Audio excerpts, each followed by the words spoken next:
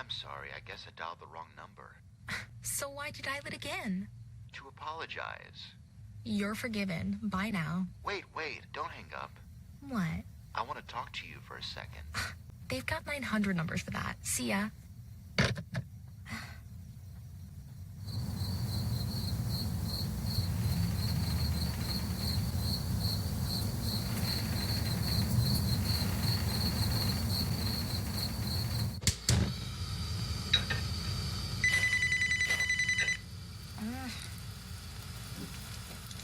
Hello?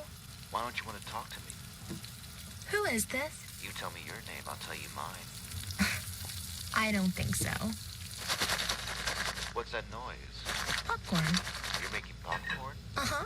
I only eat popcorn at the movie. I'm getting ready to watch video. Really? What? Oh, just some scary movie. You like scary movies? Uh-huh. What's your favorite scary movie? I don't know. You have to have a favorite. What comes to mind? Halloween. You know, the one with the guy in the white mask who walks around and stalks babysitters. Yeah. What's yours? Guess. Nightmare on Elm Street. Is that the one with the guy that has knives for fingers? Yeah, Freddy Krueger. Freddy, that's right. I like that movie. It was scary. Well, the first one was, but the rest sucked. So, you got a boyfriend? Why? You want to ask me out on a date? Maybe. Do you have a boyfriend? No. You never told me your name, Why do you want to know my name? so I know who I'm looking at. What did you say? I want to know who I'm talking to. That's not what you said. What do you think I said? What?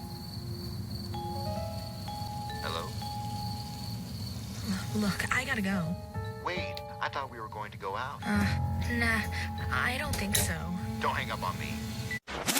Click on the mic, kill all the lights, popcorn in a paper bag, and a list of our worst nights. We've seen the mask, we've heard the cracks, we laugh at the fake blood till it crawls into a week. Remember that scene that messed you up for days. Remember that hands on your eyes, but you still gazed. We drank the monsters out, name every fear you felt. If it made you sleep with the lamp on, we'll say, remember that. All right, guys, tonight we're going to do the movie Scream from 1996. But tonight we have a special, well, maybe she's not really a guest anymore, but Audrey from the Guilty and Ghostly podcast has decided to join us tonight, to try to help us out a little bit. Daniel and I have been talking, and we've thought maybe we'd like to get a female perspective on some of these episodes. And so I put the word out, and she contacted me and said she might like to give it a try. So, Audrey, welcome. How you doing? Good. Thanks for having me. Well, we're going to have fun with it, man. We're glad you're here, and I'm anxious to kind of get your take on some of these movies we do because, it's usually just a bunch of guys in here, spitting back and forth between each other. So I hope you don't get offended real easily because sometimes it gets a little spicy in here, but, we'll try to do Well, our best. I've got 5 brothers and a husband, so we're good. Sounds like you're well-versed. Right. Well versed, yes. All right, guys. Well, Scream is a 1996 American slasher film that's directed by Wes Craven. It is set in the fictional town of Woodsboro, California, and the plot follows a high school student, Sydney Prescott, and her friends who, on the anniversary of her mother's death, become the targets of a costumed killer. Brent, how about those box office numbers, buddy? All right, so the original Scream had a budget of around $14 million, and it grossed $173 million worldwide. $173 million? Yes, sir. And you said the budget was Listen. what? Wow. Around $14 million. I figured it would have a bigger budget than that. I figured Drew Barrymore made that herself. Yeah, She no probably doubt. made about a third of that. Probably. Well, Daniel, since Cade's not here, can you go over the cast for us? Yeah, I had it pulled up, but then Brent said he's going to do it, and I closed it out. All right, so Well, somebody. for the cast, we've got Somebody. Drew Barrymore as Casey. We've got Nev Campbell as Sydney, Skeet Ulrich for Billy, Courtney Cox for Gail Weathers, Matthew Lillard for Stu, and I think that's all the big name actors. You forgot Dewey, or did you say Dewey? David Arquette, Dewey. Deputy Yeah. Dewey, David Arquette. Yeah. Can't forget Dewey. I know he's Got to remember Dewey, man. Deputy R.I.P. Dewey. Dewey. R.I.P. Dewey. Did he end up getting killed? He did, didn't he? Yeah. No, Yeah. Later. well, there's much, actually much later. well, he didn't get killed. So I actually seen something. I may be jumping the gun, but I seen something where he was originally supposed to be killed, and that's why you see that scene of him being stabbed in the back and then falling on the porch. But during the first showings, the audience loved Dewey, and they were upset that he was dead, and they just so happened to record him being taken away on the stretcher, alive and talking, and so they changed it, and that way they could bring him back. So Okay, Well, so look what at I you, was look at talking you about. spitting knowledge. What I was talking about was in Scream like 6 or something. Okay. In one of the new ones. Yeah, he He does- actually gets killed he later does on. But die yes, later on. But yes, in the I- first one, he doesn't. I do understand what you're saying, and I did not realize that about the audience reaction and how they wanted him alive. So I think that's pretty cool. I actually like Dewey's character, and I I do also too. like David. I also like David Arquette. Like when I was a kid, Friday the 13th. No, it was Nightmare on Elm Street Part 3 had his sister in it, Patricia Arquette. And What? you Who know, did I she was- play She was the main girl. She was that blonde headed chick in part that 3? Nancy, that Nancy was trying to help. Really? She was the one that could pull other people into her dreams. Okay. Wow. Small world. Yeah. Never And knew then that. there was another sister. I think her name was like Annette or something. It started with an A, I think. Yeah, it's not Annette, but it was can't remember. But she was in a movie with Jean-Claude Van Damme. It was Nowhere to Run, I think. Anyway, Wow. yeah, there's 3 Arquettes. And then if you've ever seen The Wedding Singer, and it's another Drew Barrymore movie, but The Wedding Singer actually had David Arquette's other brother in it. Now he's dead now. I can't remember what his name was. Well, He was in the band. Well, that's cool. I tell you what, guys, and I know Brent has got a lot to say about this movie because it's from his, most awesome decade of the 90s. But what's everybody's first impression? Audrey, we'll go with you. Just kicking off for us. What's your first impression of the movie Scream? So when we were talking, you asked if I could do last week or this week, and when I seen y'all were doing this week, I was pumped. So this is one of my favorite scary movies for numerous reasons. I love all the callbacks that they do in the movies. Like there's a lot of Easter eggs, and I love finding those. I like the twist they did with not knowing who the killer is and kind of pinpointing to everybody, so you're constantly wondering who it was. I like the humor. This is one of my favorite movies, so I'm super excited. Go ahead, Brent. I see you just biting at the. All right, so the history here that Corky's talking about for you constant viewers of the channel, we did a decades ranking, and everyone agreed that the 1970s was number 1 and the 1980s was number 2. So Well, I'm not except for crapping on me. the. Except for me, I still think the No, 80s you are had the number 80s 1. as number 1. So I'm not crapping on the 80s or the 70s. But the problem is, and this is a fact that most people agree, or I guess it's a popular opinion, I should say. People started getting tired of the movies from the late 80s. And so into the early 90s, there was a drought of horror movies because they kept trying to do the same thing. They kept doing Friday the 13th, Part 70, Jason Goes to Inglewood. They kept doing, Dang.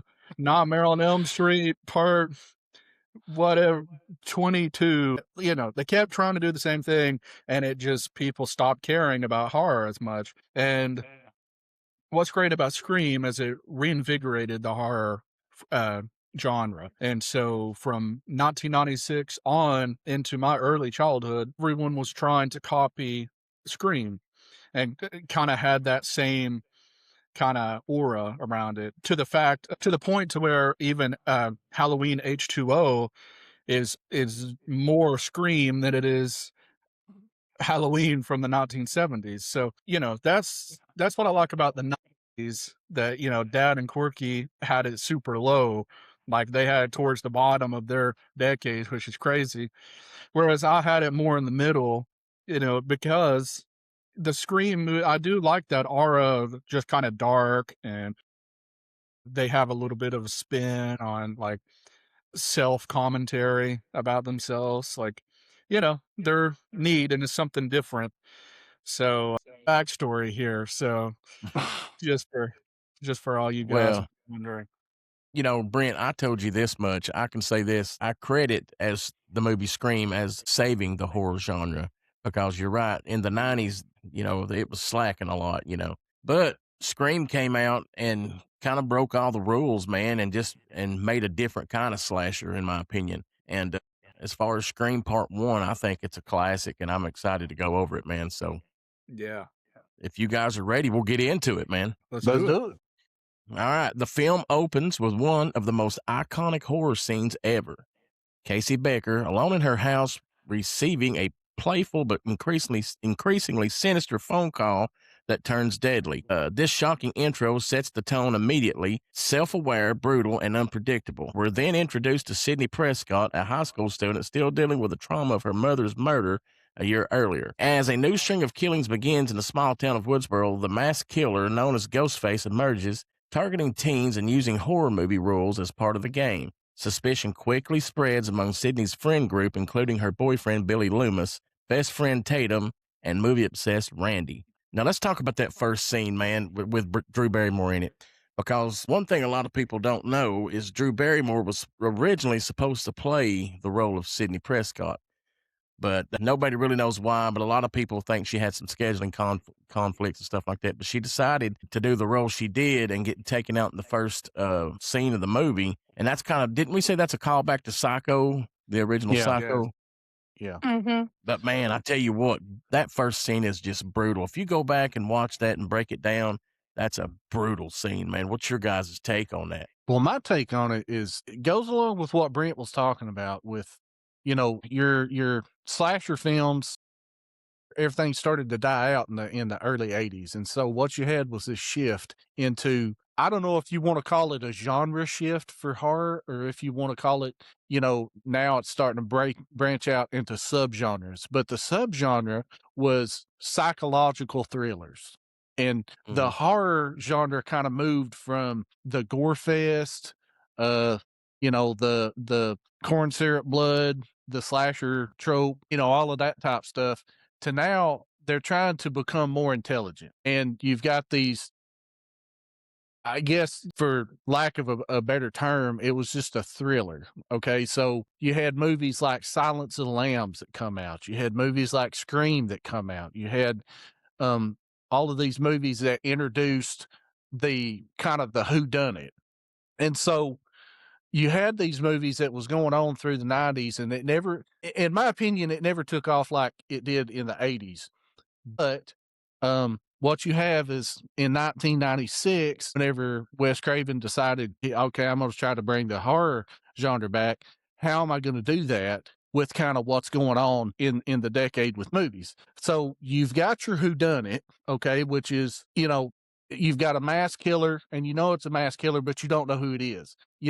To separate that from the 70s and 80s, that was, in the 70s and 80s, that was Michael Myers. Everybody knew who Michael Myers was, even though he was wearing a mask. Everybody knew who Jason was, even though he was wearing a mask. Well, now it's kind of a whodunit. You don't know who it is. Then you also have a bunch of these throwbacks to these slashers, and the throwbacks were for people like me and Corky, who were in high school. We had already grown up with, the 80s slasher. We were very versed with what was what and who was who. And so what Wes Craven was able to do is he was able to say, okay, these people are going to identify with Psycho.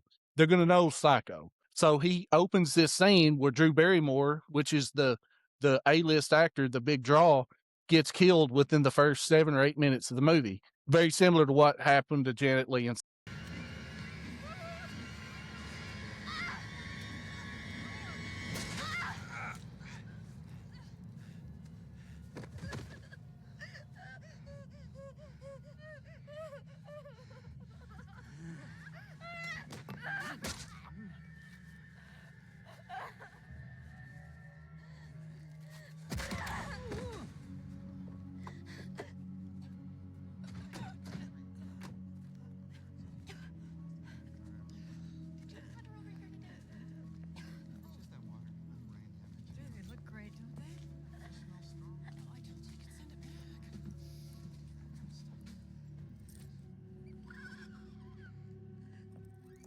Jesus.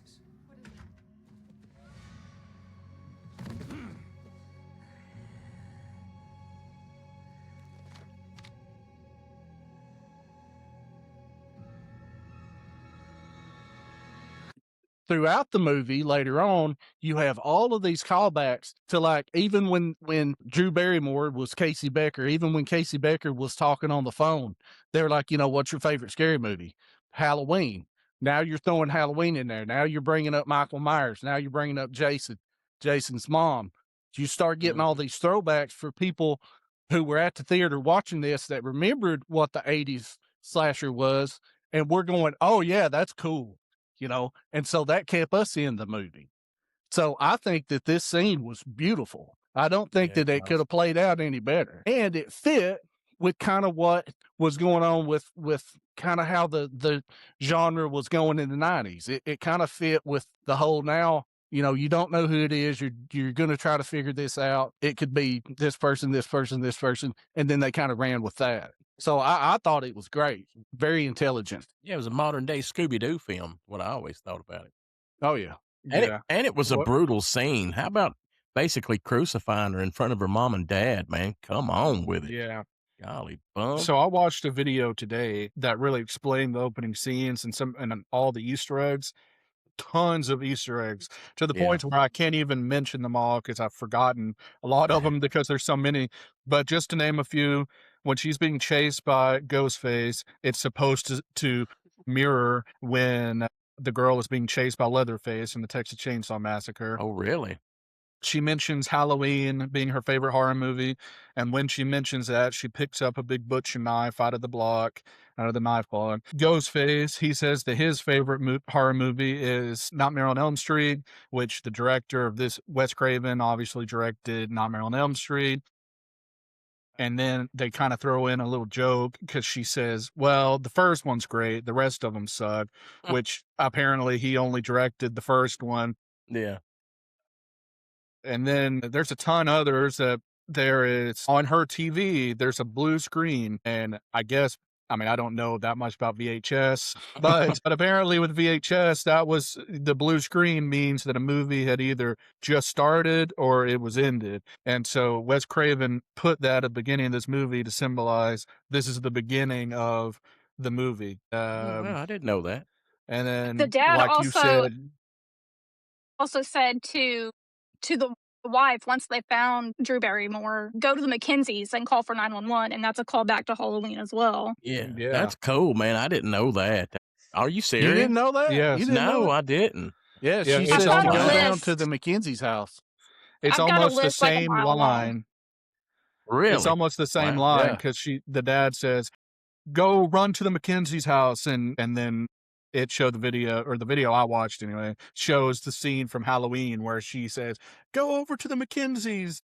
Really? Man, that's awesome. I just And keep then- finding stuff out about this. You know, when she's dragging, like she's crawling on the ground, that's supposed to mirror Halloween as well. But Oh, and then okay. just to finish that opening scene, like Dad was saying, obviously the big thing for me is the fact that they kill off who's supposed to be, everyone would assume she's going to be the final girl, and they kill her off in the first 5 minutes of the movie. And she's on the front of the poster, like front and Yeah. center of the Yeah, poster. front and center on the poster. I mean, that is that is a risk. Now, obviously, since we know how it turned out, we say that's genius. But just imagine if the movie flopped and we would be saying that's the dumbest decision of all time. But because it's great, we say, oh, that's fantastic. But obviously, Alfred Hitchcock kind of specialized with that in Psycho. So all I of think that it worked out. great opening scene. Yeah, no doubt, no doubt. So, after that awesome scene, it flips off, and I think the next scene is they're sitting outside at school, right? Is that where they're all sitting there? Yeah, they At all go to school. school the next day. Yeah. So they're sitting there, and I think they told everybody that the school's going to get let out early and stuff like that, and everybody's pumped and stuff like that. But they're all going back and forth talking about that 2 students got gutted and all that stuff. And one thing, and they like you guys were saying, they put Easter eggs out through this whole movie. And if you go back and watch it, knowing who the killers are, spoiler alerts, if anybody hadn't seen this movie, you better turn now because we spoil like crazy on this show. So there's your spoiler alert. But is it Stu? Well, who was Stu it? Mocker. Stu and Billy. That's the killers, Yeah. right? Mhm. Billy Yeah. Loomis and Stu Mocker. Yeah. So And during that there's scene, Billy when Loomis is a Loomis there- callback. Yeah.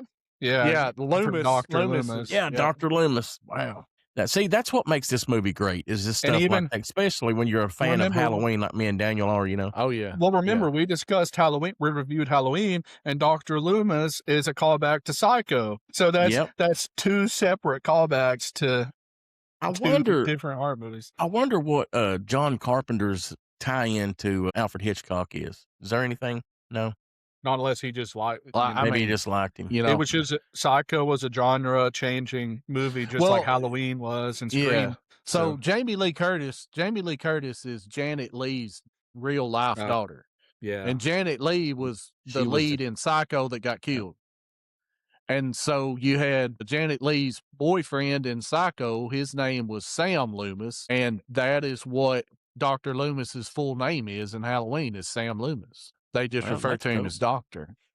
We're just tying knots everywhere, man. That's what I'm talking about. Yeah, when you start looking at the Scream franchise, the Yeah. Scream franchise is very seriously built around nods to what made horror into what it was. So it was a lot of nods to the 80s and the 70s horror movies. That those movies are what continued to push the genre into what it is now, basically. I tell you what, I dig it.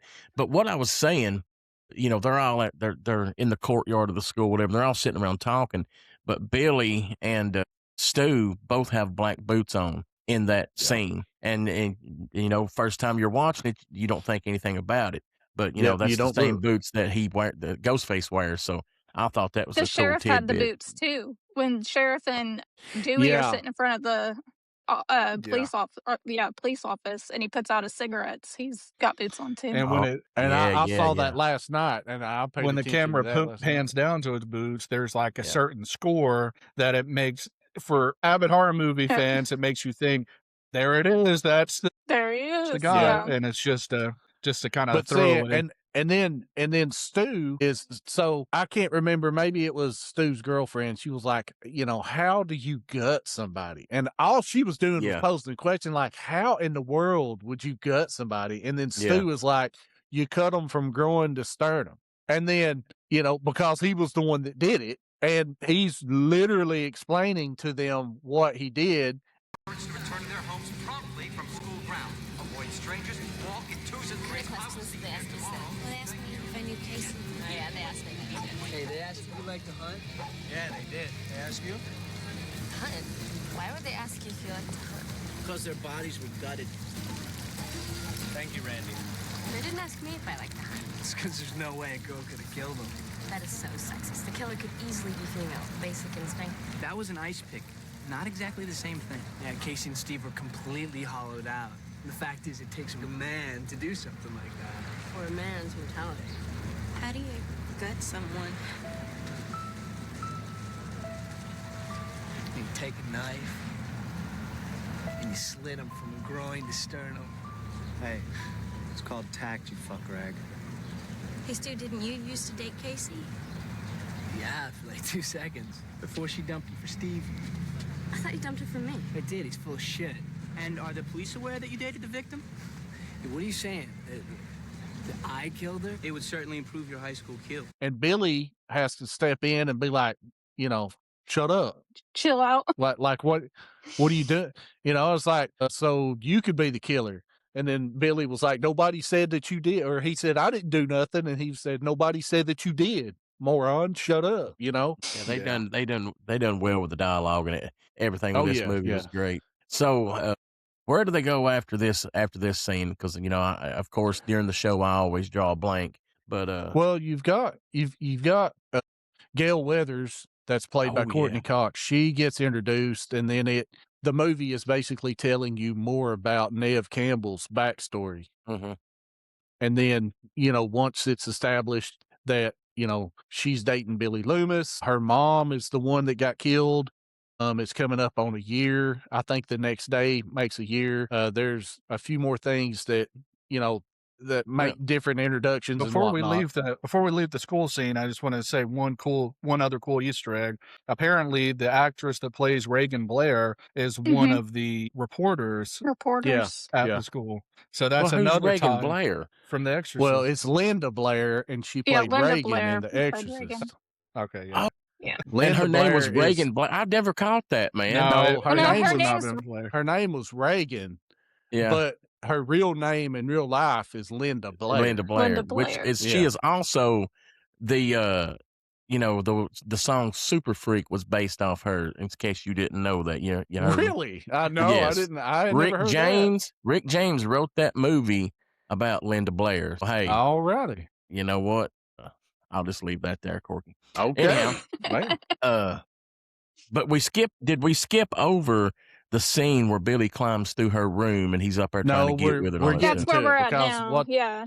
Yeah, Yeah. they actually got released from school early, and Yeah. so she's talking to her friend Tatum, that's played by Rose McGowan, Mm-hmm. and so Tatum is supposed to come and pick her up at her house, and then right before Tatum gets there, maybe 10 or 15 minutes before Tatum gets there, she falls asleep on the couch, wakes up, and then that's when she gets attacked by Ghostface. Well, now, I thought her dad come in there and called Yeah, him that was a while little he bit later. Yeah, because her oh, dad yeah, came yeah, in yeah, saying yeah. bye, and Yep. Yeah. he Because got that through was the a direct window. callback. That was a Yep. direct callback to Nightmare on Elm Street when Johnny Depp climbed through Nancy's window. Yeah. 100% callback to that. So, and y'all know how I feel about Nightmare on Elm Street movies. So, Well, see, I kept laughing because we're watching Dawson's Creek right now, and the window scene with chick crawling through Dawson's window. That's what it reminded me of right there, and I started laughing. I was like, "This is Dawson's Creek." Dawson's Creek, which is a good show. I can't knock Dawson's Creek, man. It's a very show. good show. I'm hooked on it right now. Yeah. Well, so where we at, Audrey? You seem to know more about it than I do at this point. Oh yeah, yeah. You're up on So it. he comes in and he kind of makes a big deal about, it's a PG-13 relationship basically, and it used to be a rated R, and they kind of made a big deal about that, and they kind of have a heavy makeout scene, and she kind of shuts it down and tells him to leave, and then that's when she says, "Are you good with a PG-13 relationship?" And he's like, "What's that?" And she flashes him as he Yeah, goes out the door flashes or him. out the window. Yeah. But Well, that's funny. That's funny that somebody is like, "Yeah, I was watching The Exorcist earlier, and it reminded made me me of you." think of you. You know? Yeah. What? Thanks. Well, I mean, she had Super Freak made about her, so I mean, Yeah. It was right after her dad come in, and then Billy leaves, and I guess it goes to the next day or whatever. It goes to the next day, I guess. yeah, All the right, next well. day, and then Tatum's supposed to pick her up, and that's when she falls asleep on the Yeah. couch, and he calls. Yeah, she gets off the bus, so you might as well say that's 4:00, and Yeah. then Tatum calls her and says, "I'll pick you up at 7." So you're looking at 3 hours there. So she And took a then- good nap then. Yeah, she ended up laying down, and then she was out. Yeah. Wakes up, and it's 6:45 or whatever. Sun's starting to go down. It's kind of creepy. And then Ghostface calls her, and she's a little bit smarter than Casey Becker. Yeah. Casey Becker's already dead. It's already around school. So now everybody is kind of on high alert anyway. She starts talking to Ghostface, and, he starts doing the same number with her as what he was doing with Casey Becker, and she wasn't having it. She was just like, "I call your bluff. Yeah. You, She's like, you're what am saying I you doing stand now? outside. Yeah. I'm gonna walk out here and I'm gonna bust you. I But don't what's even care." funny is when she's on the phone with them, she's like, I don't watch scary movies because I find them to be disrespectful or nonsense because they're Right. big chested woman running up the stairs when she should be running out the front door, and then she ends up Right. running up the stairs instead of out the front door. Well, because and she tried to run out the front door, but the chain was still on, and so Yeah. she was panicked in a hurry, and so she was ended up having to run upstairs, which she was still smart enough to ended up calling 911 on her computer. Now, I didn't have a computer that could dial 911 back then. I was going to say, is that even possible back in that's what me and Bree- 1996? That's what me and Bree was talking about, because Bree did have a computer in 96 with the internet. So did I over at my mama and papa's house, but you couldn't dial 911 from it. I mean, Man, it took 10 minutes to download a website back then. It took And 10 I'm minutes not- just to I'm get not it on kidding. the internet. You know what I'm saying? Let Yeah. alone dial And then once 911. you are on the website, then it's like one line of a picture, another line of a picture, another line of a picture, and it would take Yeah. 5 to 10 minutes to download anything. It was Yeah, for bad. everybody that missed out on the dial-up ages, man, it was brutal. It was. It was brutal. Yeah, yeah. But so yeah, she's standing out on the porch, and she's basically calling Ghostface out. She's picking her nose, and he can't, basically answer. But he really was there, though. I wonder why he Yeah. didn't say, "Quit picking your nose" or something like that. You know what I'm saying? Well, I think it's Well, kind of and- scarier and- to instead of saying it's not who I am, it's where I am, and to me, that's adds that creepy Yeah. factor. Yeah. So here's my question. So she gets attacked by Ghostface and she gets ran around the house. She eventually gets up to her room. She ends up, she closes her door. It doesn't have a lock on it, but she opens her closet door, wedges it against the doorknob of her room door. So whenever Ghostface does bust in, he still can't move the door. All he can do is kind of get his hand through. So this whole scene where she's getting run around, because we know that there's two killers. What's y'all's take? Do you think that Billy was working by himself at that particular time, or do you think that him and Stu both were in on it and at that particular moment? What's your take on it? You're talking about the scene we were just going over, when she's at the house just cutting and taking her nap. Yeah, yeah. I think they were both there, man.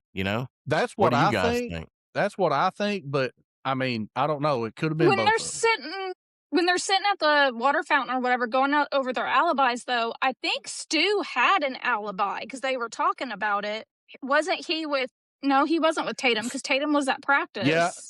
So Yeah. Tatum said that he was with her. It was did Tatum say that he was with her during the murder of Casey Becker when they were sitting Maybe out in that's the front of the one school I'm thinking talking? of. Yeah, that may be the 'Cause- part that I'm thinking of. Because she's sitting there and she was like, "No, he was with me," and he was like, "Yeah," Yeah, I think you're right. Yeah. Dad, I I hope think you it was never, just, never do that again. I mean, at this point, I own everything that I do. It is what it is. Well, a lot It of is what people, it is. a lot of people, they try to break this movie down, and they try to find out who was the killer at this point, who was the killer at this point. And the Yeah. going theory that I've seen a lot of people talking about is when it's showing Ghostface chase people and he's tripping and falling a lot. It's like that's Stu. And they said Stu had sucky balance, and every time he's Yeah. falling all over the place, that would have been Stu. Yeah. So And apparently, I also buy they have that. different. They apparently have different ways of holding the knife and stabbing too. oh, So if really, you, I didn't catch so if you that. really want to know, you could go back and see how each one holds the knife, and then you could kind of see Well, how is this Ghostface holding the knife, and so kinda I do it that was way. I was looking at that too last night, and my take on it is Stu was so much taller than what everybody else was, and when you start really analyzing the way that Ghostface was running, had him standing beside different people, you could make an argument that it never was Stu because the Ghostface itself was not that much taller than what everybody else was, and Matthew Lillard is a tall guy. Yeah. So, realistically, it's probably a stunt man anyway. It's probably neither one of them, Skeeto or Well, It it Killer. was for the yeah. majority Lillard. of it. In the first scene, unless I misunderstood, in the first scene, it was Wes Craven that was in the suit. Mm-hmm. Yeah. Really? Yeah, Yeah. When they took out Drew Barrymore? yeah. Yep. Really? Wow. That's awesome. Golly, bum. I thought I was coming into this podcast armed and ready, and you guys have done broke off several things I never even heard of. Well, that's pretty cool. And there's one Well, thing is that there- I like about the movie is, we're talking about like Stu and I forgot Billy, the differences. And I think it shows a really good one being a sociopath and one being a psychopath and showing the difference between those two. Stu's more of the psychopath where he's very impulsive. He doesn't really have a plan. He just kind of goes with it and does it. Whereas Billy was much more methodical and he built this up for a year and held on to everything, and everything was planned out to him. And I think they did a really good job of showing kind of both of those different sides of a killer. Especially that's a- towards the end of the movie, whenever they're having that final scene, that really comes into play. Yes. Yeah. That's a really good observation. in Scream 7, this new movie, I'm not going to spoil anything since it's so new, but this is towards the beginning. One of the main character or one of the side characters says, did you get to meet Stumacher? I think that Stumacher was actually the mastermind behind the whole thing, and everyone just builds up Billy Loomis. So everyone believes that Stu is the crazy one, except for that one guy from Scream 7 who thinks that Stumacher is actually the genius behind the whole thing. Well, is there anything else that we need to go over before I move us on toward the middle of the movie? Is there anything else we need to go over? See, I you know don't what believe so. You confuses could. I me? think so. You got the principal. Did the Fonz come in at the first of the movie, or we're going to count that the second of the movie or the middle of it? I think the Fonz really don't make an appearance visually until the middle of the movie. Okay. Yeah. All right. Well, we'll go ahead and break down the middle of it. So, as the body count rises, paranoia takes over Woodsboro. Sydney becomes the primary target, surviving multiple attacks while struggling to figure out who she can trust. The film leans heavily into the meta commentary, with Randy explaining horror tropes while the characters unknowingly live them out. Gail Weathers, a famed driven reporter, and Deputy Dewey add layers to the investigation, each with their own motives. A party at Stumacher's house becomes the centerpiece of chaos, blending teen celebration with looming danger. Tension builds as characters are picked off, and the audience is constantly second-guessing every action. So I guess they're taking us on to the world's longest scene, is what they called it. Is that where we're going to go to now, or is there something else we need to go over? We do have to No, mention, I which I mean- forgot about this earlier, is when Sydney punched Gail Weathers in the face. That was a good scene. Yeah. I really like that one. Yeah, what was it? She said, "How's the book?" or something like that. She says, Mhm. "I'll send you a copy." Bam. Yeah. B goes Yeah. down. B goes down. Sydney, Super B. Yeah. Yeah, that's And before we awesome. get on to the end, that last scene, I just want to mention the movie rental store. Oh, yeah. So that guy, I can't remember his name, but the guy who works at the movie rental store, that Ran- he's all about the Randy. Yeah. Randy. Okay. Yeah. So Randy, he talks all about the rules and all that. Well, he was supposed to be based off of Quentin Tarantino, Really? which, yeah, Huh. I didn't know that. because Quentin Tarantino also worked at a movie store before he became a director. From when it was up until he was like 25 or something, he worked at a movie rental store, and he was always the guy that knew all this random movie trivia facts, and he kind of acted like that guy. So they based his character off of him. Like, Quentin Tarantino would be the type of guy that would come up with the movie list of, here's the rules that happen in a horror movie, so that's a cool little thing. I just like the fact that they have a movie store in this, because you might say it sounds dated now because we don't have movie rental stores anymore. We have everything's on streaming now. But, I just like the fact that's one of the things that I always wanted to do when I was a teenager, is work at a movie store. Me too, And- and it never happened. Why? And it never happened because all the movie stores, aside from Blockbuster, before Blockbuster come in, you had all these mom and pop movie stores, and they didn't make enough money to pay anybody else except their own family to work Yeah. there. Yeah. And so you really had to know the owner, or you had to have an in to get into some of those movie stores, all of the movie stores really. And I never did know anybody, but man, that would have been my dream job. Oh, yeah. Back then, I would have worked at the movie store. You don't walk into Tom's Video Rentals and just get an application. Yeah, you got to be Tom's niece or something like that. Yeah, So it as is. someone that didn't grow up with movie rental stores, I have to say this. I'm huge into nostalgia type stuff. I wish that there were still movie rental. There's I something. do too. There's something about physical media, and I've been starting to collect more physical media. Like, I already had a little record collection. Now I'm having like a little movie collection. There's just something about buying a movie, putting it in the player, that's different than finding a movie on Netflix. And As cool as what you think that was, okay? Because now you're not buying, right now you're buying a 4K or a Blu-ray or at the very least a DVD. You think about going to the movie store and you rent a VHS tape and you take it and you're putting it into the VCR. And now the Please Be Kind Rewind, if somebody didn't do that, and they didn't catch it at the movie store, so you put that on and you're in the middle of the movie and you're going, what the crap is going on? And then you Yeah. have to rewind it yourself, you know? But there's That's just awesome. something about it, and I'm kind of jealous of you guys, probably all three of you guys, if you grew up around the same time. No, I That think we you got got- her beat too. Okay, well, Yeah, Well, I think that me and Corky are the old people. We just are. well, what I didn't mean any offense by that, by the way. But all I'm trying to say is that I'm jealous of you guys for being able to experience like a Friday night where you go to a movie rental store, you pick out a movie that you may not even know, you just see the cover and like, oh, this looks cool, And then you they're not order going to a, have it.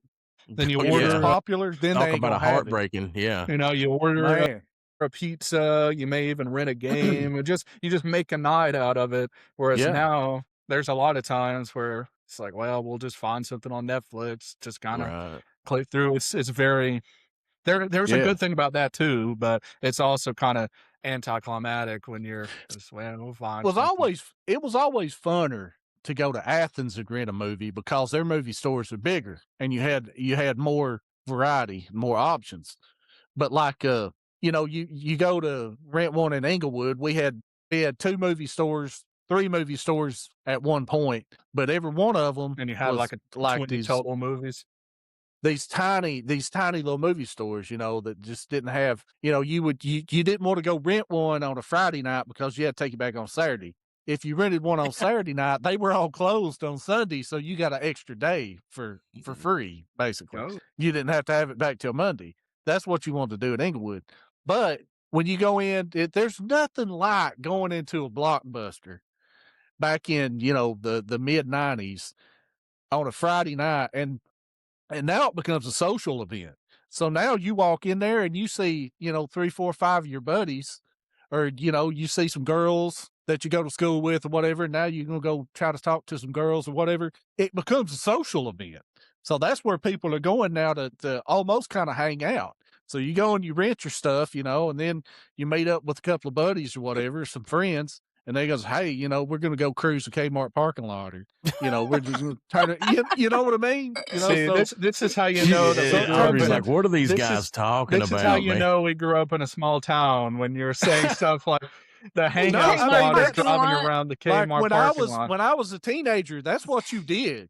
Like Well, if you wasn't at work, if you weren't at work, that's what you did. The on loop weekend. was Taco Bell to Kmart parking lot and back to Taco Bell. That was the loop. Yes, that was the loop, man, and everybody knew it, and everybody did it. Hey guys, let's go do the loop tonight. And last thing I want to say about this sort of stuff, and then we can get on because I know it's derailing. But this is important though. We cannot lose the movie theater experience because I'm afraid that No. this is how things are starting to go with streaming services, and I love streaming services, but I also love movie theaters, and we're already starting to become more stay-at-home type people. And don't get me wrong, I love staying at home. Like, I'm a homebody. But also, there's something about going to a movie theater, experiencing a movie with other people. You get that whole movie atmosphere. And so I'm afraid that in 20 years, we'll be talking about movie theaters the way that you guys are talking about movie rental stores. So I hope hopefully not. That'd that be doesn't sad. happen. That'd be terrible. That'd be horrible. I hope it don't come to that.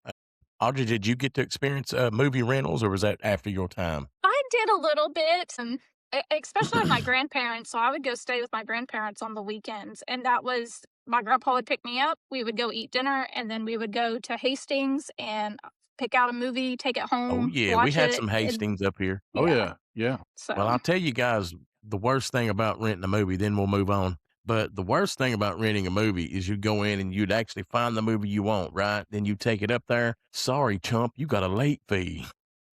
Yeah, the late fees. Yeah, then knowing good and well you forgot to take your video game back last week and you took it That's back right. late. But at the same time, you're like, ain't no way, man. I didn't. So do after that."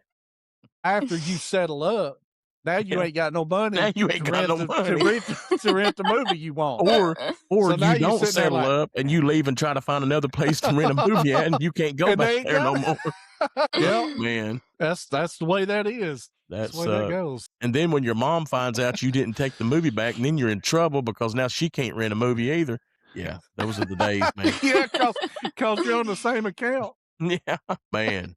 All right, guys, where we at on this movie? They're at school the next day. I think they're getting ready to call the school off for the day, give them a half day or whatever. But Sydney is actually attacked in the bathroom of the school. Yeah, at this point. Yeah.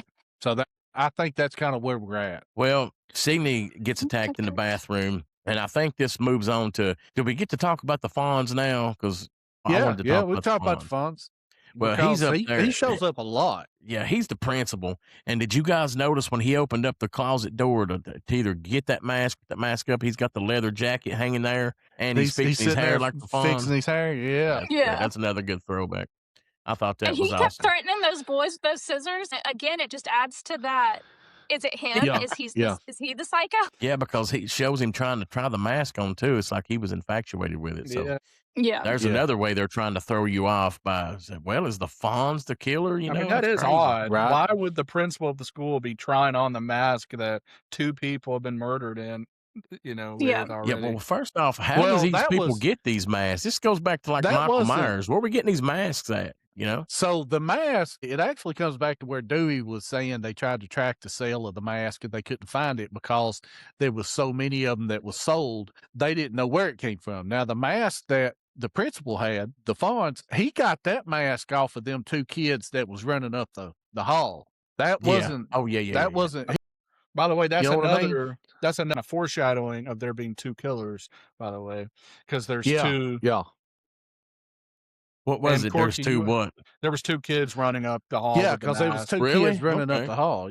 And you And of mentioned course, about the mask. Stu is sitting there laughing about it. You know, he just thinks it's hilarious. You mentioned about the mask, and again, unless I'm misunderstanding, what I heard was that the Scream or the Ghostface mask was an actual Halloween costume at the time, like before the movies were made. And so they just ordered that costume, and then that made the mask popular to where now we think of it as the Ghostface mask. Yeah, I think that mask has been out for a long time, and I think if you can get your hands on an original production of it, they're worth a lot of money. Are they? Okay. Yeah, we'd have to look that up, but I'm pretty sure though there was a whole line of those masks, and one of them was that Ghostface mask. But if you can get your hands on one of the original ones, and they're in yard sales, they're out there, but they're worth money, especially one That's in good awesome. condition. And this based off of the Scream painting from I don't know who it's not Van Gogh. Anyway, whoever painted the Scream painting, it's based off of that. That was and then Van Gogh, also- right? I don't think. Yeah, I think it was, or was it? It's not Picasso. I think it's Van Gogh. Well, It anyway, looks like a whoever Van Gogh type painting. painted it. It's based off of that, and apparently a Betty Boop. Something about there was an episode where there's ghosts and they have these elongated mouths that it's also kind of based on. Wow, small world again. So, Daniel, do you want to go ahead and jump into this trivia real quick, buddy? Sure. I am pulling up the screen right now. Artist Edvard Munch. Edvard. EDVARD. MUNCH. Munch. Edvard Munch. It's a very Edvard German sounding Munch. name. He painted the Scream. So there we go. Oh, it was not Van Gogh. Okay. It was not. All right. So if you want to get into trivia, we can go ahead and Let's start jump it up. into it. I actually have a lot of trivia questions, so I'll move a little bit faster than normal. I think I've got like 9 or 10. Well, I think we know who's going to win the trivia this time, guys. I think She'll probably beat every one of us. You guys, I'm just going to go ahead and tell you right now, like you guys are smoked. Like my money, you know where my money. But let's see how, because you got some crazy questions. He's going to ask you what was the paint formula of the paint on the walls. So there's always some sort of question about what was the license plate of Deputy Dewey's patrol car. My money's on Audrey, but all right, we're going to do this. Hear it. What is the name of Casey Becker's boyfriend? Oh, man. Nobody? This is the dude I that's don't tied up on remember. the. Yeah. Man, that's kind an of easy one, guys. I know. He's I a should know football that player. one. Yeah, and he's really big, and he'll kick your ass. Yeah. That's right. Until I'm he gonna- gets I'm his gonna guts guess this spilled is- all over the porch. I'm going to guess it's a throwback to Halloween. And I'm going to say his name is Tommy. No, Brent, it's wrong. What is it? So his name is Steve. Yeah, Steve. Oh, of course Steve it is. Is Yeah. Casey Becker's boyfriend. All right, so everybody got a big goose egg right now. All right, number two. Number two. When Casey, we're still talking about the first scene here. When Casey's talking to Ghostface, how many questions did Ghostface ask Casey? Corky. 2. You are wrong, sir. No, I am not wrong. You are wrong.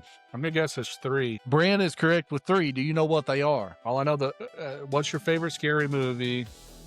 Who's the killer? So actually, he does ask that one. That would technically be 4. But after they actually start playing the game, Okay, well, I know the last one. He asked 3 questions. I know the last one is who is the killer in Friday the 13th Part 1, and she says, "Oh, everyone knows that one is Jason," and then he's like, "You're wrong." So the 3 questions that Ghostface asked Casey Becker after they start playing is who is the killer in Halloween, and she answers that correctly, Michael Myers. Then he says who's the killer in Friday the 13th, and she is incorrect because she says Jason. And he gives her a technicality because in the original Friday the 13th, it was actually Pamela Voorhees, Jason's mom. So then the 3rd question, so question number 2, she got wrong, so she lost Steve. So then they killed Steve. Yeah. Now she's got the 3rd question. Okay. And the 3rd question is, what door am I at? And he said, I'm either at the front door or I'm at the patio door. And, so And that's your number question 3. Is that they were at both doors, is what I heard. Yes, That they would've yes. been at both. They were at both doors, and she was going to get killed no matter what. So, let's see. Brent, I guess you get the point for that because you did say 3. So it's 1 to 0 to 0. Next question. What is the name of the town that this takes place in? Corky. Audrey. Corky. Go. Woodsboro. Woodsboro is correct. Audrey, did you know that one? Yeah. All right. Next question. She gets a half a point. Next question. And so you pay attention because we've already discussed this. All right. What Halloween 1 reference was used by Casey's parents when they got Brent. home? Audrey. Brent. I would give it to Audrey. I'll give it to Audrey. All right. Audrey, go ahead. Go down to the McKenzies and call 911. That is correct. Audrey with the point. So I think, is it one? We all have one tied point. We're all tied Yeah. at 1? Okay. All right, so moving on into the movie a little bit. What song was playing whenever Sydney and Billy were making out Corky. in her room? Brent. I heard Corky first. No. I heard Corky first. Fear the Reaper by Blue Oyster Cult. Don't Fear the Reaper by Blue Oyster Cult is correct, sir. And that's another tallback to Halloween. Yes, it Yeah, it is. All right, next question. Here's one that's a little tricky. You had to really be paying attention for this one. Here we go. What is the name of the news station that Gail Weathers works at? Audrey. All right, so Brent, come in first. It's I think it's Channel 5, so it's like KVIT Channel 5 News. Okay, so you're wrong, and I heard Audrey second. So Audrey, It's in my notes, and I just closed my laptop. I think it's KQTS or something like that. you are very close, but no, not exactly. Corky, do you have it? I don't have a clue. Do you have it? I don't have a clue. All right, so Audrey was the closest. It is actually KQIS Channel 6. Okay. KQIS Channel 6. Okay, no point there. And what is the principal's name, Mr. Who? It's the Fonz. Come on, guys. I don't know. I thought y'all saw this. Look, I thought y'all look, seen he this. can be Mr. Whoever, but he will always be the Fonz to me. I don't care what his name is. Didn't it start with an H? It did start with an 8. I don't remember. I just remember it starts with an H. Huddle? All right, so nope. So the principal's name was Mr. Hembry. Hembry. I was gonna Mr. say Mr. Hinkle. Hembry. All right. How Mr. close were Hinkle. you? How close were you paying attention to Tatum? How close were you paying attention to Tatum? It's What going number? on what scene we're talking about. You know what I'm saying? What number is on Tatum's Brent. shirt? Audrey. Brent. 10. 10 is correct. 10 is correct. We know where Brent was looking. Yeah, No, it we was know cold. where It Brent was cold in that garage. No, it's because Yeah. that's a throwback to Nightmare on Elm Street. That was another throwback because that's what Johnny Depp's shirt was. Exactly. Number 10 when he got killed. All right, next question. What time did the clock say in the school's office right before Principal Hembry got killed? What time? See, Oh, I have no clue. It was. I get some. he tough probably ones. paused it and zoomed in on his watch or something. No, So like it was in. It was shown in one scene. So like And 150. he walks back. No. If you really think about it, you can narrow the time down pretty good if you're just paying attention. Do you see how much of a 2:15. smart aleck he is? All right, nobody. Okay, I said 2:15, but I know it's wrong. okay. No, you're still way off. They Audrey, let him out you got early. anything? It was before lunch. They didn't go to lunch. I'm gonna guess 10 o'clock. No, you're too early. So they actually didn't let them out until a little bit later on that afternoon. But the clock showed 4:50 in the afternoon. 4:50. Oh, so he was pulling overtime then. He was working overtime. Yeah. Well, I mean, if he does 8 to 5 with an hour lunch, then he was about to get off work. But anyway, here we go. Next question. What movie? This is during the curfew. Okay, so the scene is Sydney and Tatum and Dewey, and they're right before the curfew. Dewey's going to take them to the party. They're in the town. What movie did Sydney say the town looked like during the curfew? It's another Easter egg throwback. Brent, Go. Night of the Living Dead. No, and you guys have probably never seen this movie. I've only seen the movie once, but they have an original and they have a remake. No idea. No idea. So it is The Town That Dreaded Sundown. Oh, no, The I've Town never Oh, That that's Dreaded right. Sundown. About the serial killer. Yep. All right. So we've got 2 more questions. I'm not real sure what the score is for everybody. I haven't been keeping up. Normally, Cade enters this into his Excel file, and he's not going to Me and take a Corky wing. have 2. Me and Corky have 2, and do you have 2 And as well? Audrey, do you have 2 or 1? I think I have like 1.5. 1.5. Okay. All right. You know So what'd be it's horrible? 2 to 1.5. You know what'd be horrible if we just seen somebody get murdered behind her back there. Yeah, you know, Yeah, I that keep would- seeing that movement would of people suck. walking to their cars. And I'm like, and right in front of me, if I can flip it around, it's a forest. Like it's just woods. Why? See, this is just going to go on your Wow. Guilty and Ghostly podcast. Yeah. Yep. Well, we got 2 questions left. So here's All right. next to last question. Now we've come up to the party at Stu's house to set the scene for you. Yeah. They've set a hidden camera out. How long was the delay for the hidden camera? Corky? Audrey. 30 I heard seconds. Corky. What'd you say? 30 Corky? seconds. 30 seconds. 30 seconds is correct. Audrey, did you have that? Yes. Okay. All right. Good deal. Corky's just a tad faster on the draw. Gotta That's be all right. quicker than that. Last question. You got to be quick. Last question. What movie was everybody watching at the Brent. party? Brent. Brent. I got Halloween and the scene Halloween. that one of the scenes anyway that stops on is when Michael Myers is going like this when he stabbed the guy in the chest. Who'd he stab? Let's see Oh, it. it's the Who'd he stab? Afro guy with the glasses. He's Yeah, like, what's his name? I can't remember. He's Come on. so I like know you've seen this movie. I've obviously seen the movie. I can't remember his name. Like That's where Michael kills Bob. Bob. He kills yeah. Bob. Okay. And she's like, is there anything? Do you see anything you like? Or See whatever. anything you like? And PJ Soul said that when she was at the viewing for that movie, she was in the theater, and she said that had the topless scene a little bit there, and she said, "You see anything you like?" And she said that these teenage boys was sitting in front of her, and they were like, "Heck yeah, I do." And she said that she just wanted to sink into the seat. She was so embarrassed. But anyway, all right. So I believe that puts Corky on top tonight, right? Did you win trivia? I think I did for the first time in a while, so I'll take it. All right. So I'll give take yourself that. a hand for that. All right. Wait a minute. Stop it. Golly, bun. Start All playing right. with these buttons, I'll lose track of everything. So we are now at the part of the movie where Mr. Hembry, which is the Fonz himself, he ends up getting killed. But right before he gets killed, there's another nod to Nightmare on Elm Street, to where he is. Yeah. It's people keep knocking on his office door, and he sticks his head out the door, and he says something, look, you little punks or whatever, and he looks down, and the janitor is dressed up in a red and green sweater with a hat. Yeah. Looks over at him, and that was Wes asking, Craven. That was Wes was Craven. was that Wes Craven? And not only was he in a red and green sweater, that was the original sweater from Nightmare on Elm Street Part 1 that was actually used in the movie.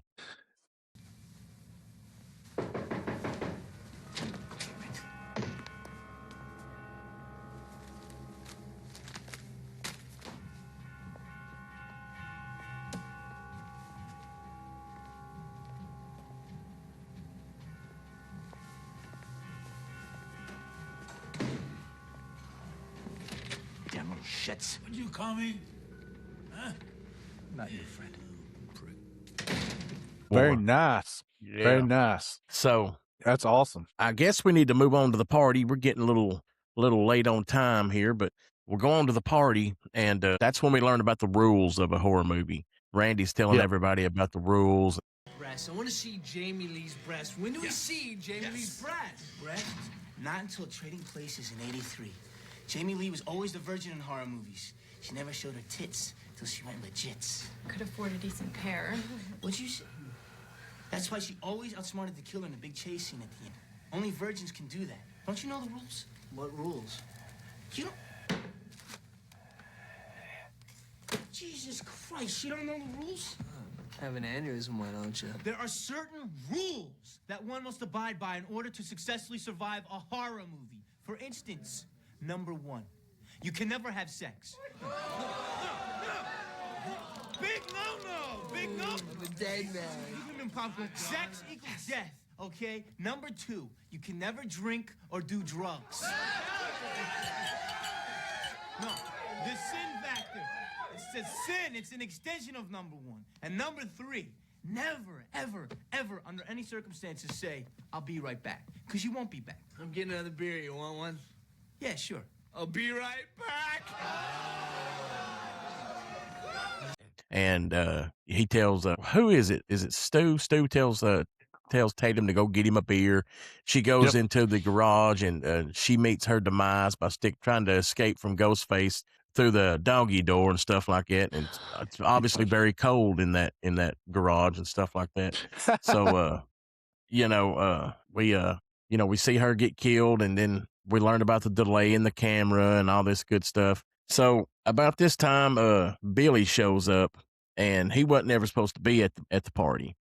Right, so, he crashes the party. He crashes the party. Him and Sydney get together, and she goes up there, and of course this dude's just a creeper all over the place. He keeps going. You need to move on. I know your mama just died. She was murdered a year ago, but you just need to let it go. His mom He said, leaving. Yeah, he said, well, my mom and dad got divorced. I had to move on or something like that. Kind of not the same thing there, buddy. But anyhow, so this time, Neb looks at him and says, what was it she said about the PG-13? She says, how about a good old fashioned porno or something like that? And he's like, she was like, I wish. What do you mean by that? I wish that my life was like, what was it? Something. And then she says they're a good porno. Yeah. And he was like, whoa. Yeah. So obviously Billy gets his wish, and they do some stuff that teenagers shouldn't be doing. I'll put it like that. So, but now this is where Neve Campbell takes the final girl to another level. She starts breaking the rules of these movies that they've laid out earlier. Because see, the final girl is never supposed to have sex. If you have sex, you have to die in these movies. That's so right. this is where Sydney starts breaking out into her own final girl and starts breaking the rules and it kind of sets new rules, for the final girl. But yeah, so she actually has sex in the movie and still fights back and takes the killers out. So that's where she starts breaking the mold from the old movies from the 80s and stuff like that, starts breaking those rules and moving them into a new era of horror movies and stuff like that. And I thought that was very cool. So yes. And she actually says something about this is where the this is where the killer comes back for the final scare or whatever, and then she shoots him again, gives him the double Yeah. tap, and it's like, not in my movie. Yeah, not in my movies. That time, you bastard.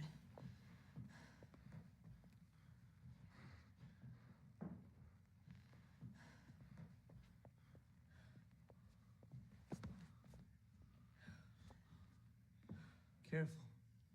This is the moment when the supposedly dead killer comes back to life for one last scare.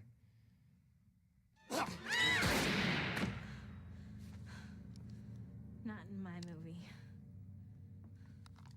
Yeah. What I love about this final scene as we start discussing it is this is kind of a direct parallel to the 1980s slashers.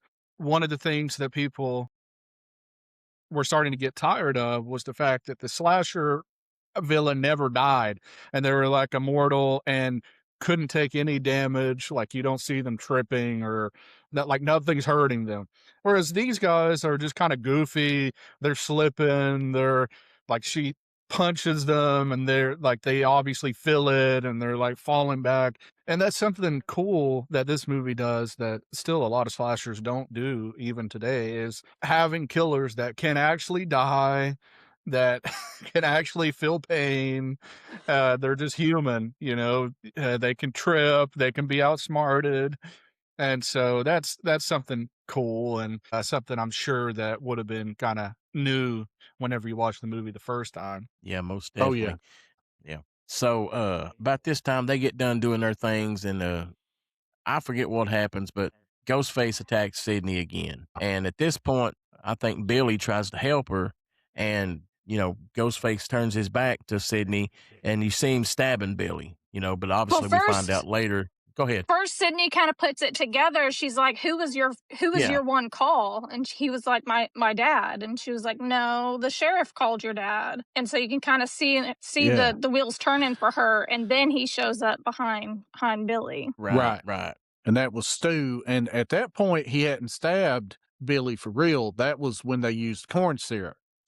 And so then what you have is the final girl gauntlet. So in all of these movies, the final girl always has the final chase scene, which is a little bit longer. She's kind of on the run. She's not squared up just yet. And so she runs her final girl gauntlet, eventually makes it out of the house.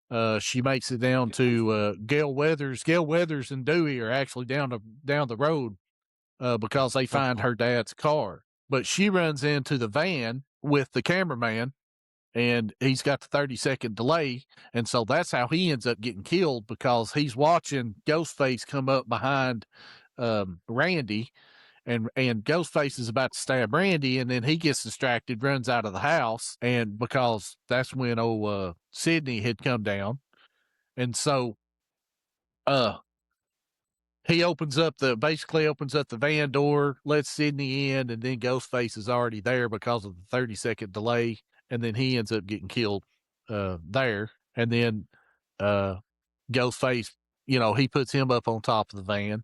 And then whenever Dewey and Gail Weathers come back into play, Gail Weathers is now getting chased around by Ghostface, and she gets in the van, tries to get away. And then, she wrecks, and kind of Dewey gets stabbed in the back. And then you end up basically having Sydney, she doesn't know whether or not the killer is Randy or if the killer is Stu, and they're both out there on the front porch, like, it's not me, it's him, and this and that, and that's kind of pushes them into that final, probably 5 minutes of the movie. Yeah, and that's where they're talking about, they do the whole spiel of like, this is why we done it, and then they decide they're going to have to stab each other, and they're going to frame it all on her dad, and then her dad's going to commit suicide, and they're going to do all that good stuff. And that's when Billy starts, and he stabs Stu. And Stu's like, "I think you went a little deep there, buddy." I think you went too deep. I think I'm dying here.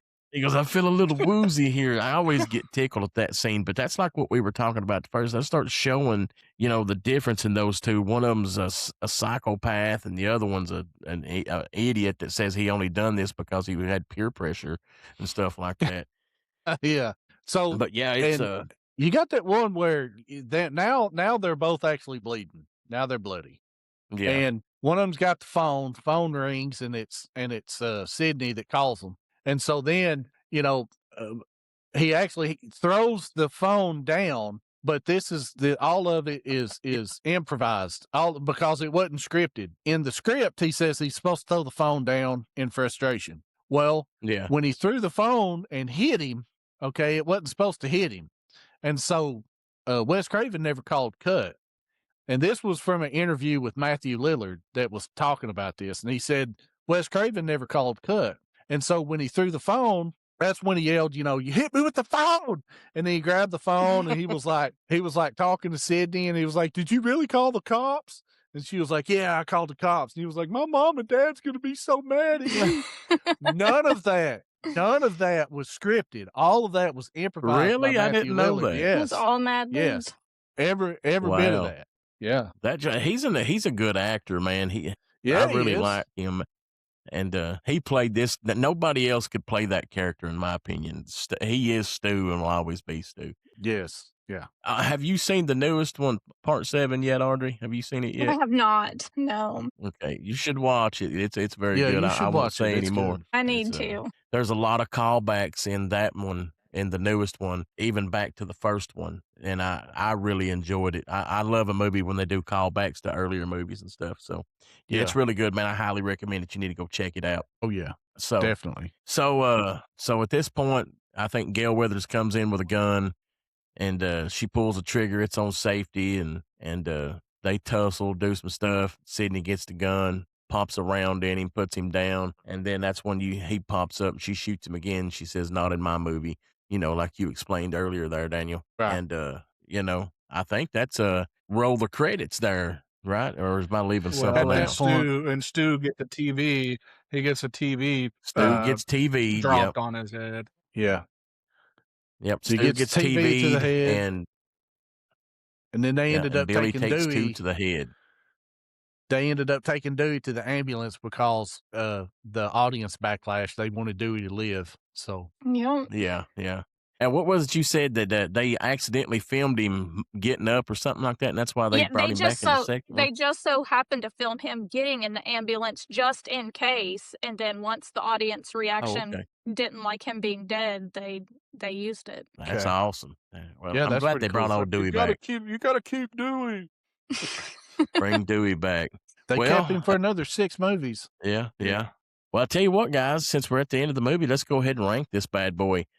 Audrey, I'm going to let you go first. What'd you give this movie 1 out of 10? So I don't know if I'll ever give a movie a 10, but if I was going to give a movie a 10, it'd have to be Scream. I love the callbacks. I love the Easter eggs. I love the humor.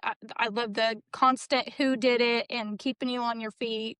I mean, you can always have room for improvement. Like, that's the only reason why it's not getting a 10, but I really, this is one of my favorites. Awesome. So you giving it So a what 9? was it you gave it? I didn't. 9. Giving it a 9? Giving it a 9. All right. All right, Brent, what about you, buddy? Well, I'm definitely someone that will give movies 10. Oh, I'll throw a 10 out there like it ain't nothing. If I could, so we rank it. I still use the criteria because I find it interesting to see, the different layers because if you just rank a movie, a lot of times it's just off of enjoyment. But I think there's so much more to movies. That's why I like doing the criteria. But I mentioned that to say, if I was doing it based off enjoyment, that's a 10.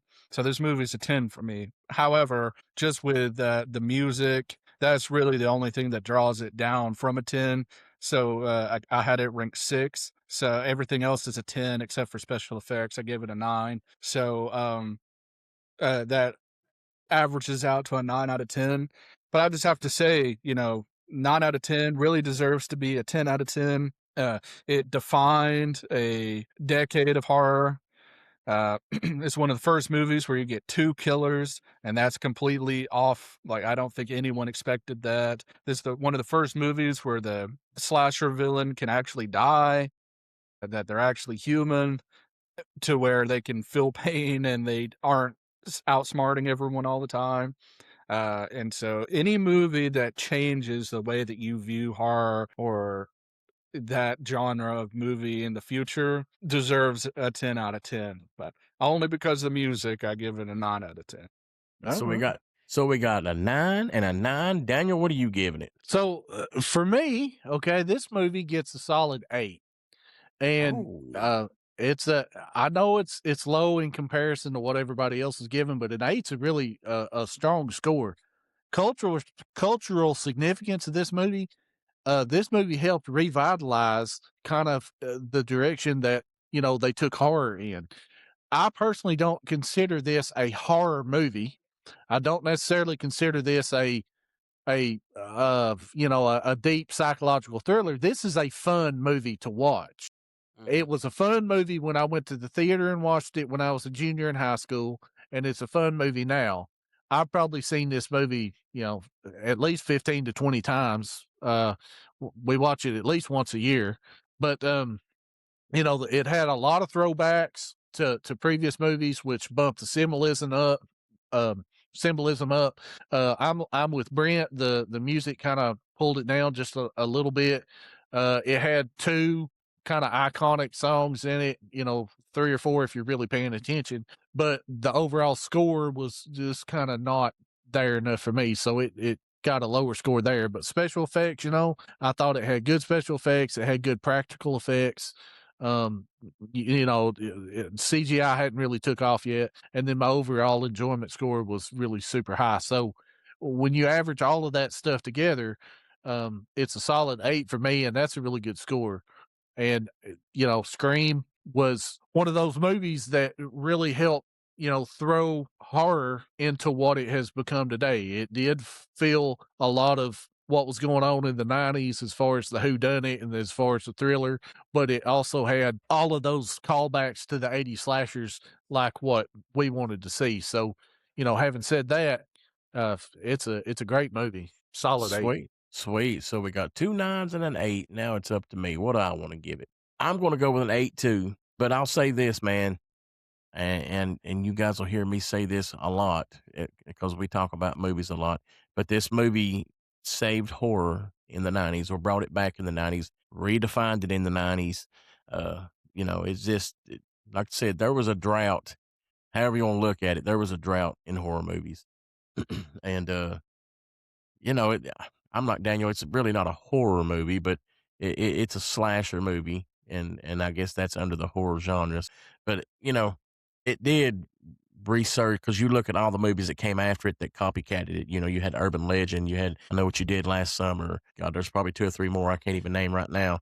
But this movie started it all. You had Halloween and Friday the 13th that started it all back in the 80s. Those movies had their time and they played out, and then we had a dead period, and this movie brought it all back. And for that, I have to give it an 8. And it's a good movie. It's like Daniel said, just a fun movie to watch. I enjoyed it. Yep. Super fun to watch. Especially not to watch it with people that haven't seen it before. So, so I'll give it an 8. So who can do the math? We got 2 8s and 2 9s. That's an 8.5. So it rounds up to 9. So our overall remember that score for Scream is 9 out of 10. 9 out of 10. Well, you heard it there. The Remember That crew gives Scream from 1996 a 9 out of 10. It's a great movie. Highly recommend it to anybody out there. Appreciate everybody listening to us tonight. Don't forget to go to thecultofcult.com and get you some sweet swag, just like Daniel's shirt he's got on right there, man. Don't forget to use that code HORRORPOD to get yourself 10% off of your entire purchase. Appreciate everybody, and we look forward to doing it again next week. Bye, everybody. See you. Bye. See you. Bye.